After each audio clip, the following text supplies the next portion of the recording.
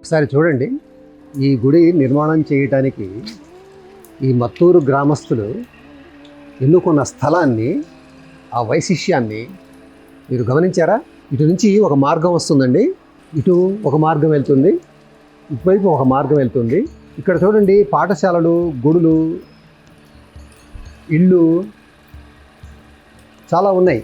ఇక్కడ పని పూర్తయిన తర్వాత ఇలా వెళ్లకుండా, అక్కడ పని ఉన్న వాళ్ళైనా సరే అలా వెళ్లకుండా ప్రదక్షిణం చేసుకుంటూ ఇలా వెళ్ళాలి. ఈ గుడి నిర్మాణం చేసిన స్థలాన్ని ఆ రకంగా వాళ్ళు ఎన్నుకొని నిర్మాణం చేశారు. చూడండి, ఏదో పని మీద వెళ్తూ కూడా గుడిని ప్రదక్షిణం చేసిన ఫలితాన్ని, ప్రయోజనాన్ని పొందడానికి అనుకూలంగా ఈ విధంగా నిర్మాణం చేశారు. ఈ విశేషాన్ని మీకు చూపిద్దామనే ఈ గుడి ప్రదక్షిణం మనం కూడా చేసాం. నాతో పాటు మీరందరూ కూడా ఇప్పుడు ఈ గుడిని ప్రదర్శనం చేసిన ప్రయోజనాన్ని పొందినట్టే భావిద్దాము.